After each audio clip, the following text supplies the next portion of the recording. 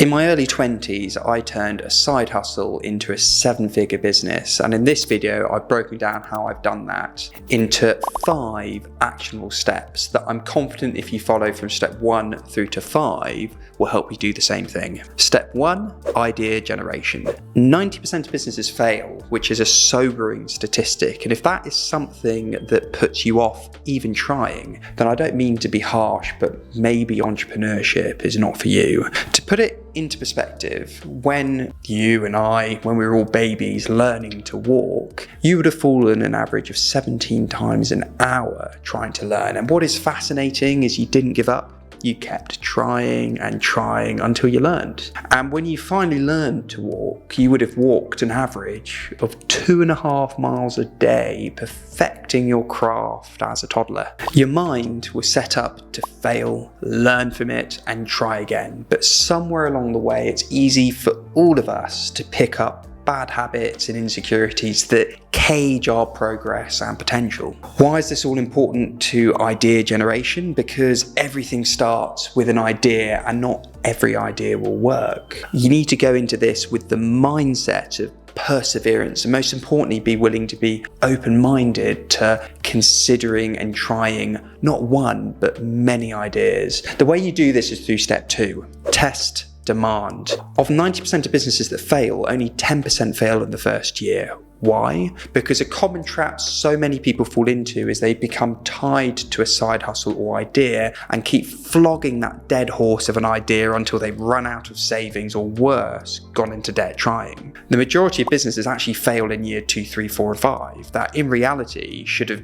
probably been closed down in year 1. So the important lesson here is fail quickly. Thomas Edison took over 1,000 unsuccessful attempts at the light bulb before it finally worked. If he'd spent a whole year trying to make the same way of getting it to work once, he never would have got around to making all of 8, 9, 1,000 attempts to make it work. The tip to fail quickly is to test demand. So if you have an idea for a product or service, create a landing page for the concept and see if you can create a demand of people that want it. A great example for this is Elon Musk. He received over 1 million pre-orders for the Cybertruck based on a concept car. He hadn't even started trying to build it in mass production yet. He did that to test if there was a demand for the car or the truck he wanted to build. If there is demand, there lies the motivation to move on to step 3, start the train, then lay the track. The last thing you want to do is build a beautiful train, build a perfect railway line to some random destination, fill the train with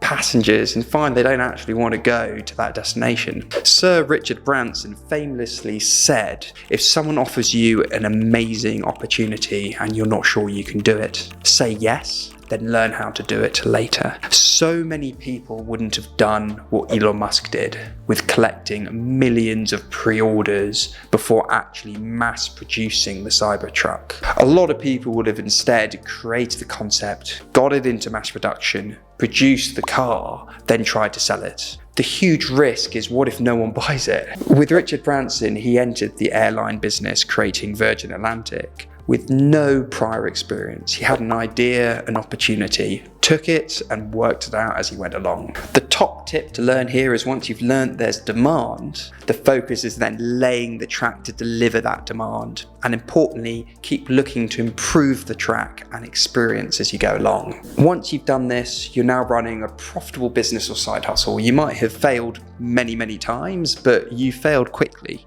learned from it and moved on to striking gold. The next step is how you build real wealth. Step 4, systemize. You have to leverage your time out the business. You need to shift from being a director or manager or one-man band to being an owner, a business owner. This is actually the part I found the hardest. Your business at this stage is your baby. You've given it love, blood, sweat and tears, and now you need to drop it to nursery and trust that they will help you grow your little bundle of joy into a bigger, better, more powerful business. You can't just pick any nursery. You need to design the culture, vision, mission, and team that you entrust to help you do this. By doing this well, not only will your business become more and more successful, but also everyone in it will too, leaving you to enjoy the passive benefits of being an owner and reaping the rewards passively. But once you've achieved that,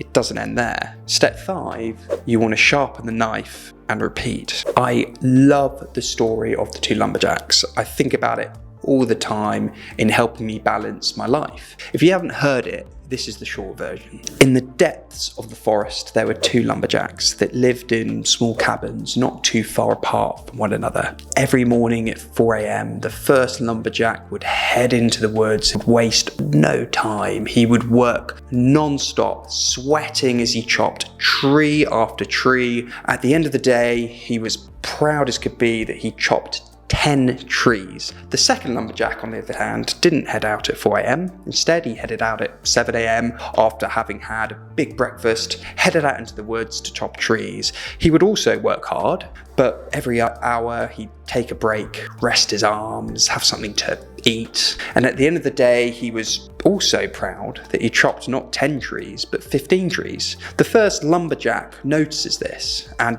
in despair asks, "How can this be? I know you take a rest every hour and I work continuously through the day. There's no possible way you can chop more wood than me. Tell me your secret." The second lumberjack turns to him and says, "You're right, old friend. Every hour I take a break to rest, eat, and sharpen my axe." See you in the next video.